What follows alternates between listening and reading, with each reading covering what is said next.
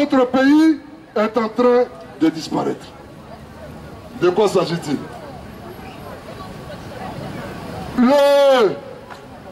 Le criminel, l'assassin de Thomas Sankara, vous l'imaginez aisément, a introduit sa police militaire depuis Bouaké jusqu'en Côte d'Ivoire. Sa police militaire aujourd'hui est jusque dans les bakas, est jusque dans les kiosques, est jusque dans les restaurants, dans les maquis, et partout, y compris en France. Parce que vous pensez bien, il y a bien un consulat ou bien une ambassade de Burkina Faso ici, ou bien dans tous les pays en tout cas.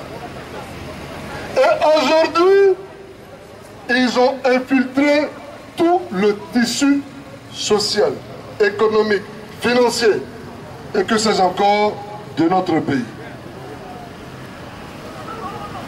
Vous vous souvenez du dernier rapport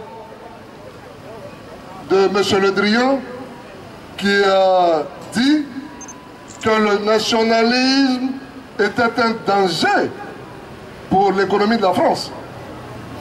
Toute la pensée politique,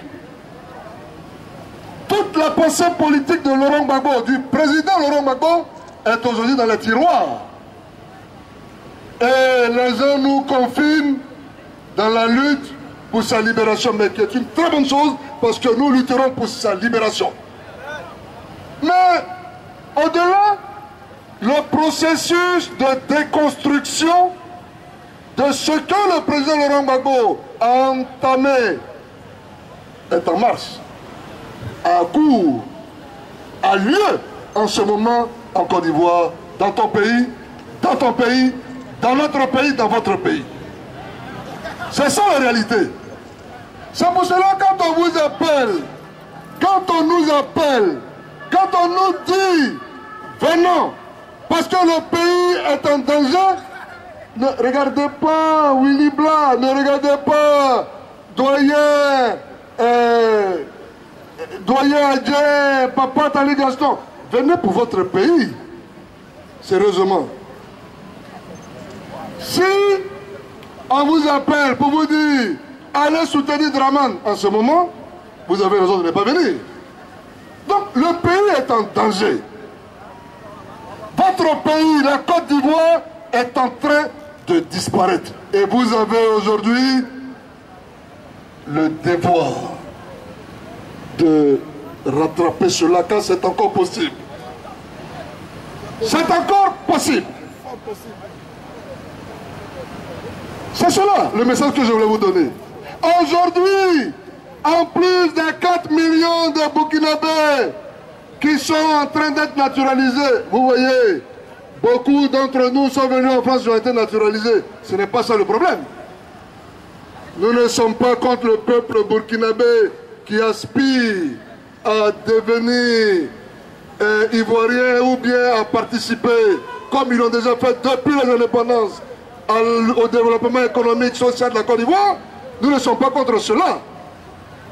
Mais en plus de la naturalisation grotesque, mais intentionnelle, dans le but de diluer, dans le but de créer l'effet de dissolution du nationalisme ivoirien, il y a d'autres problèmes qui viennent se greffer, qui font que si nous ne réagissons pas, demain, vous n'aurez pas de pays où aller. C'est Ernest Renan qui disait que le nationalisme est un plébiscite de tous les jours. Quand tu te lèves, même si tu as été naturalisé par François Hollande, tu es fier de dire que tu es ivoirien. Même si tu participes en vivant en France, en payant les impôts, en vivant comme citoyen français, tu es fier de dire que tu es ivoirien. Alors si vous ne voulez plus un jour dire que vous êtes fier d'être ivoirien, même d'avoir été ivoirien, enfin c'est vous qui voyez. C'est cela le message que je voulais vous passer. L'heure est grave, chers amis. L'heure est grave. L'heure n'est plus à ces histoires où on oppose, d'une part, des gens parce qu'ils ne veulent pas faire de la politique, d'autre part, à d'autres parce que oui, ils organisent trop. Chers amis, nous sommes convaincus que nous n'organisons pas beaucoup de manifestations. Et ce sera tant pis pour ceux qui croient que nous nous organisons un peu trop. C'est vraiment dommage.